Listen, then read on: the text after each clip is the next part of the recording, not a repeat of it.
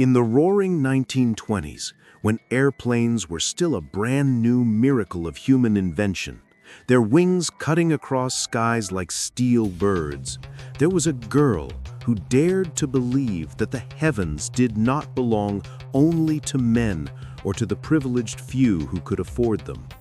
Her name was Bessie Coleman, born in 1892 in the dusty fields of Texas to a family of poor sharecroppers who had nothing but their faith, their hands, and the endless struggle of surviving each season's harvest. As a little girl, Bessie's tiny fingers grew calloused picking cotton, her bare feet cut on the hard earth, and her heart burdened by the cruel reality of poverty and racism. Yet whenever she raised her head, she saw the wide sky, limitless and blue, and something inside her whispered, maybe one day she would rise above it all. Her childhood was not easy. She walked miles to attend school in a one-room wooden shack where books were tattered and supplies were scarce. But her hunger for learning was fierce, and teachers soon saw that Bessie's dreams stretched far beyond her small town. When she grew older, Bessie moved north to Chicago, where she worked as a manicurist in a busy barber shop. It was there, among the clatter of scissors and the murmur of men swapping stories, that her life changed. Pilots from the Great War spoke of daring flights, near-death escapes, and the intoxicating freedom of the skies. Bessie listened with wide eyes and a burning heart. If men could carve their names across the sky, why couldn't she? But in America, dreams had walls. No flight school would accept a black woman. Doors slammed, letters rejected, excuses made. Her dream seemed impossible, and yet impossibility only made her will sharper. She worked harder, saved every penny, and when she learned that France was more open to women in aviation, she made a daring decision. She would not let her dream die in America's soil. She would chase it across the ocean. In 1920, Bessie Coleman boarded a steamship bound for Paris.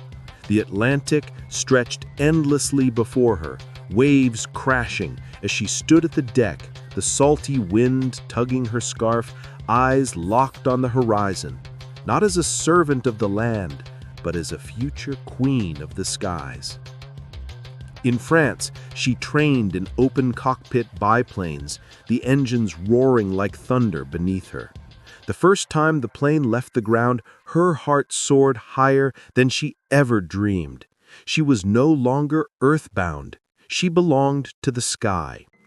Through relentless practice, near crashes, and dizzying stunts, she proved her courage. On June 15, 1921, Bessie Coleman earned her international pilot's license, becoming the first black woman in history to do so. She had conquered the impossible. But her journey was only beginning. America would soon learn the name Bessie Coleman. When Bessie Coleman returned to America, she was no longer just a girl from the cotton fields. She was a pilot, a pioneer, and a spectacle the world had never seen before.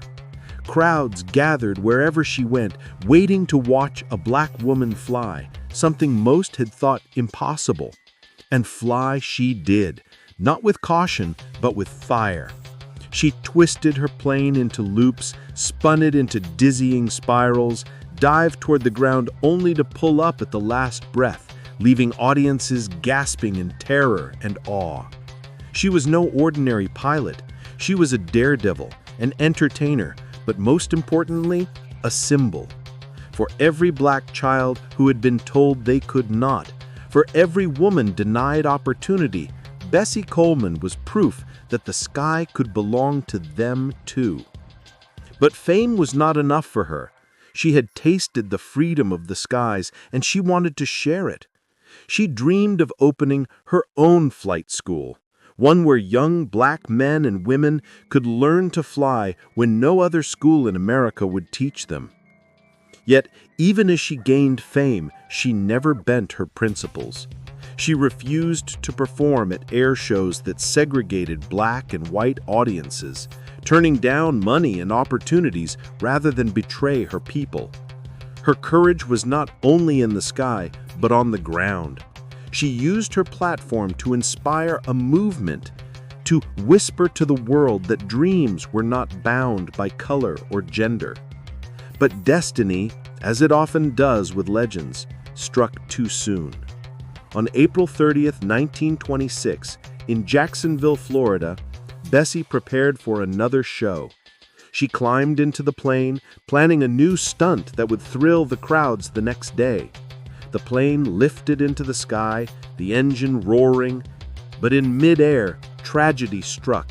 The controls jammed, the plane flipped, and Bessie, not strapped in because she needed to study the terrain, was thrown out. She fell, 34 years old, her dream of building a flight school left unfinished. Yet in her death, she became larger than life, an unbroken spirit who proved that even gravity could not silence her. Her story did not end in the dirt of Jacksonville.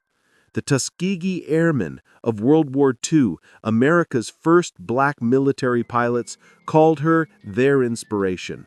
And today, every black female pilot who takes the cockpit carries her flame. Bessie Coleman was more than the first black woman to earn wings. She was proof that courage can outfly prejudice, that persistence can outlast rejection, and that a dream, once born, can rise higher than any barrier placed before it. She showed the world that the sky was not the limit, it was only the beginning.